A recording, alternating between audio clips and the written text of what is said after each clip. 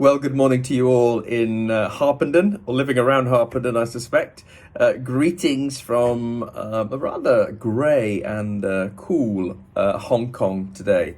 It's been a chilly 9 degrees here, so rather cold.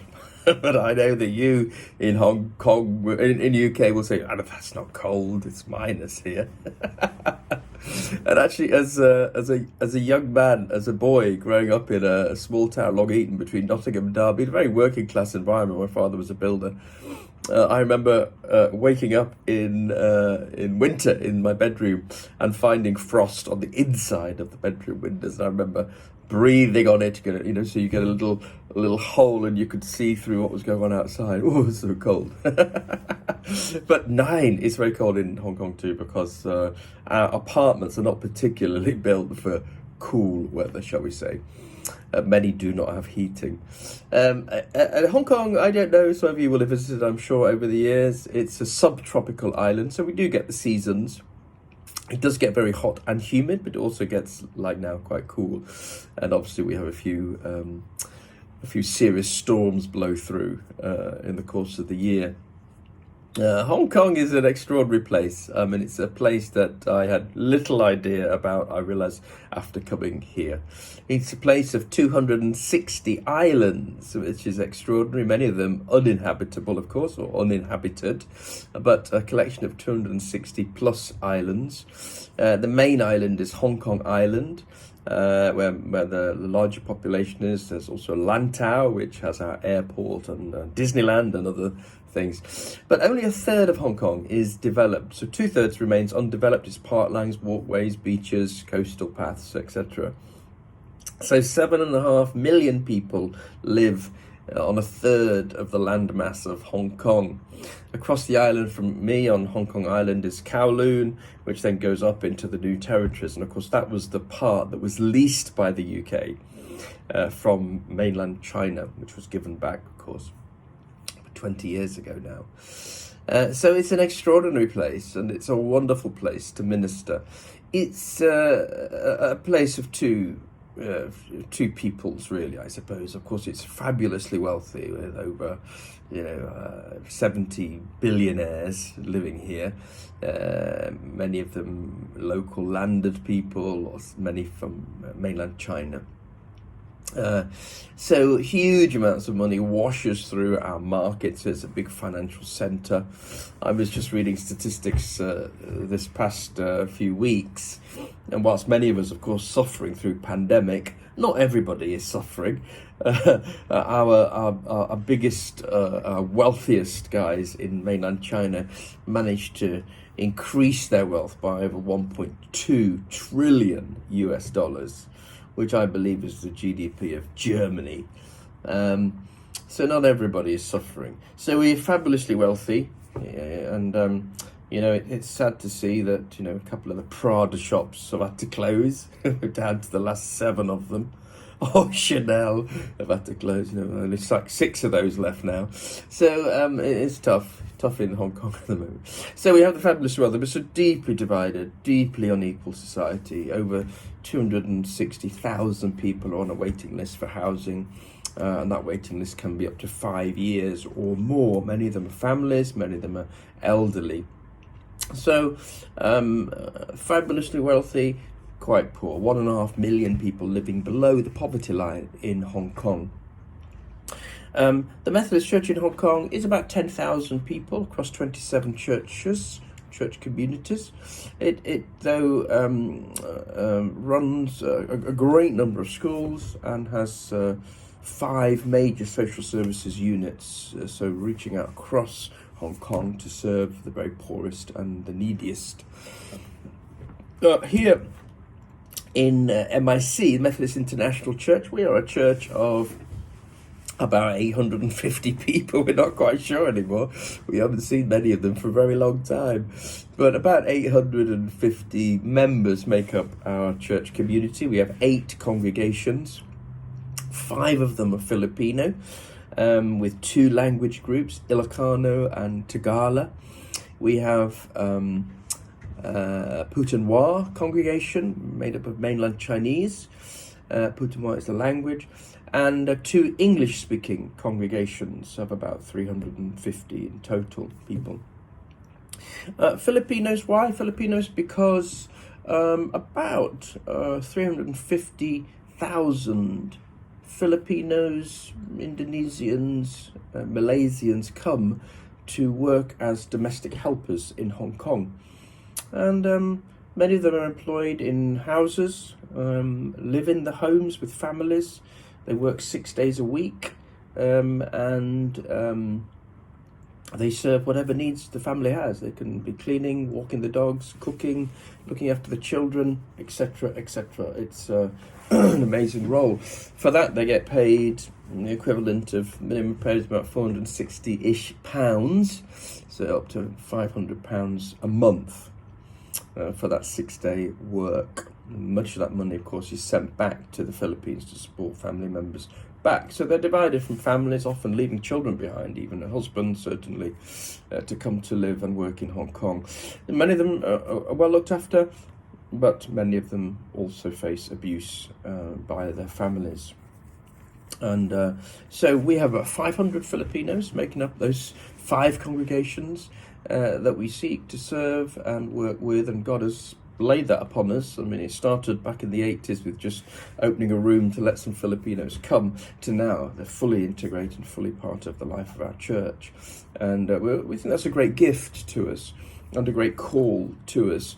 And we work in all sorts of ways to support them. If they are kicked out of their job, they have then 2 weeks to find a new job before they're sent back to the Philippines or have to return. If they're suffering abuse, many of them will get into debt because families back in the Philippines are big and the demands are great, and especially at the moment where many Filipinos are stuck at home and cannot work. So money is constantly sent back, and if there's then a medical emergency, they will then sometimes borrow money from loan sharks, the equivalent of, and then get themselves into terrible debt. So we're working with that, and that's God's call upon us as a church community. I remember that I met Mark, your minister, Mark Hammond, Reverend Mark Hammond, when I came out for my interview here. And it was a lovely weekend. I'm sure Mark had a lovely weekend. And we were taken out on a beautiful wooden boat into the harbour on a beautiful sunny day, and with a group from the church to meet them and socialise. So I could meet them. We ate and enjoyed ourselves and sang and swam, and it was all wonderful. Contrast that with what's happened here in the last 18 months, 19 months. Firstly, with protest. The umbrella movement caught our attention in some years back, as you remember. Joshua Wong came to prominence then. It was cleared away eventually. I think 92 days it lasted. And you remember the yellow umbrellas, a mark of the movement. But I guess that early movement was a sign of growing frustration, anger towards government, towards what Hong Kongers perceived the growing encroachment of the mainland into Hong Kong. And Hong Kong had been guaranteed this separate status, special area for 50 years. Special administrative region for 50 years.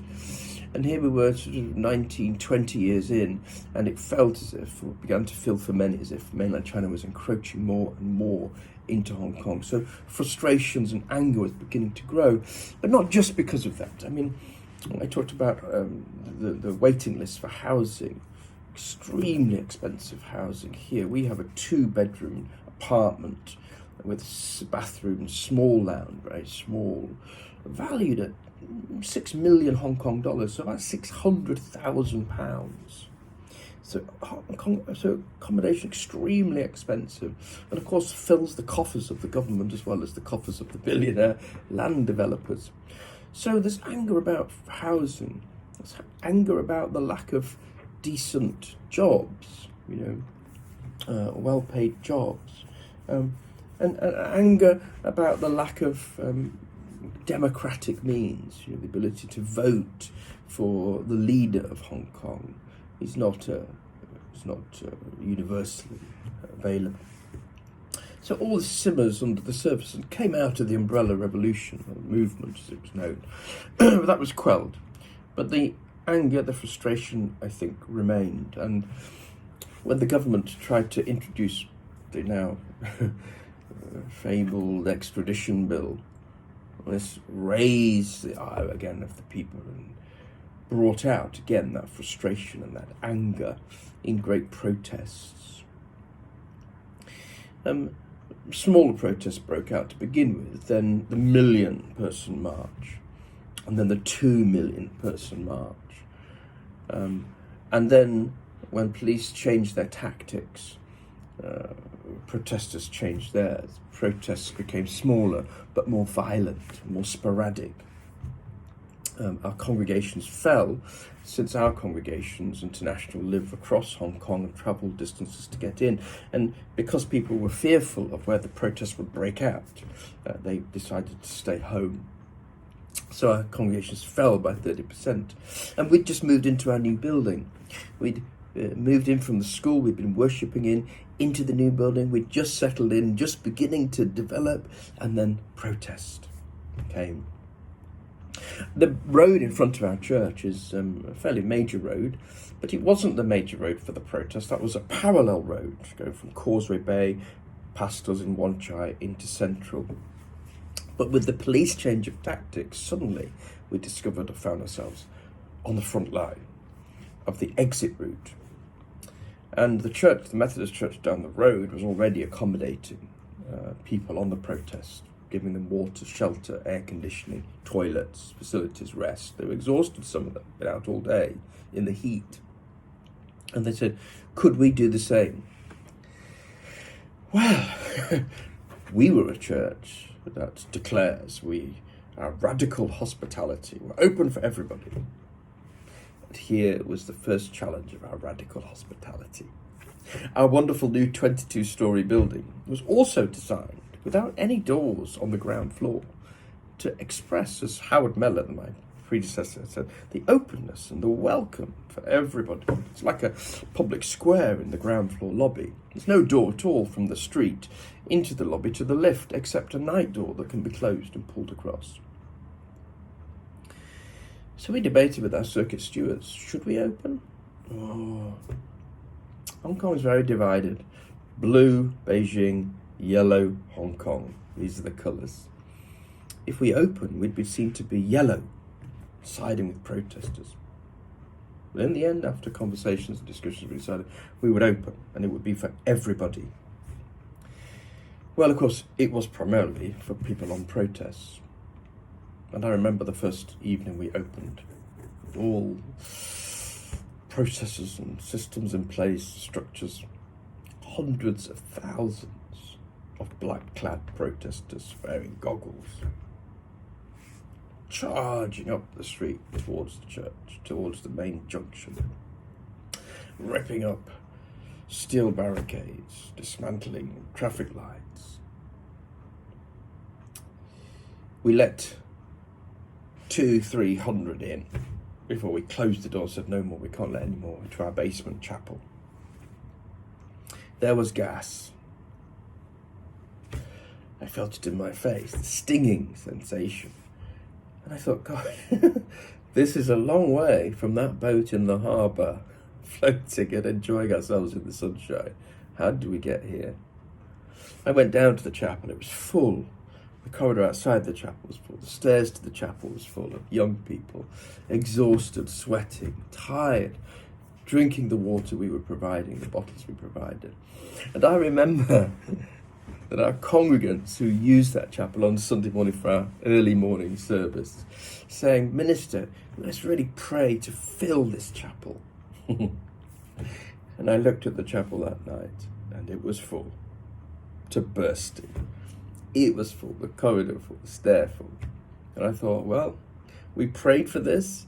It's not what we expected, but here we are. Well, several nights of this went on. We opened and we welcomed, we got criticised. Some of our congregation left us. How do we live together with tensions, eh? That's the challenge for us as a church community. We differences of our theological positions or social understandings or acceptance. How do we walk together along a journey that's riven with tensions? And that's one of the issues we're facing at the moment. And it's not so bad, but we have to walk this journey of radical hospitality. We're really going to believe in it. Isaiah 58 I sent to you to be read. It's actually an Epiphany reading, but I didn't choose it for its Epiphany leaning. I chose it because the end of it, or towards the end of it, is really what I felt God's call to be for us as a church community here in Hong Kong. Now, pandemic arrived, a virus arrived, and actually, it's awful, it's terrible, I know, and you've got it much worse in the UK than we have here. But it actually brought respite for us in Hong Kong, because immediately the protests stopped as people were quarantined or restricted, locked down in their homes. So actually, it's some respite for us. Closed our church down, obviously, from our diminished congregations to no congregations, to financial issues, of course, that you must face too, as we do here. But into all this, Isaiah 58 came to me in verse 11. The Lord will guide you always. He will satisfy your needs in a sun-scorched land and will strengthen your frame. You'll be like a well-watered garden, like a spring whose waters never fail. Your people will rebuild the ancient ruins and will raise up the age-old foundations. You will be called repairer of broken walls, restorer of street dwellings. Now, this passage came to me so powerfully, and I believe this is our call now as the Methodist Church here in Hong Kong. And I don't know how we'll do it yet fully. I don't know how we engage in that fully yet. But I believe God is calling us to be repairer of broken walls, restorer of street dwellings. Underneath the surface, and university surveys recently have told us this, the anger, the frustration is still seething. It's still there amongst our young. They're angry, and there's no outlet for this yet. And I believe it's our mission and our goal, and to listen to God as to how can we be repairers of what is broken. That's our challenge, that's our call, and that's what I believe God is calling us to do. And we're exploring ways that we can do that and that we can engage. And that's exciting, So this really wonderful, extraordinary place of Hong Kong, God is at work. And there's political change, social upheaval. You'll know about the national security law, which has been placed upon us. Again, it feels heavy. And we wonder as churches, how long can we continue to proclaim the coming kingdom of God and allegiance to the kingdom? We had our covenant service last Sunday, no longer my own, but yours, Lord, not China, not the party, but yours, Lord. We don't know what the future will be, but we trust God for now, and we're going to learn to just pray for our daily bread. That's enough. And walk with him. So that's where we are. And I hope that something in what I've said might have spoken to you about your call as a church community. Communities throughout the world are very broken. There's much division. And as a church, we're called to be reconcilers, renewers, restorers. Actually, we're a community that came out of revival. So that's our call too, to revive. So that's where we are. I hope something's spoken to you today, and thank you for letting me preach to you. Maybe one day I'll see you in the flesh, but until then, God bless you, God bless your work, God bless your ministry, and all who seek to lead you through these days.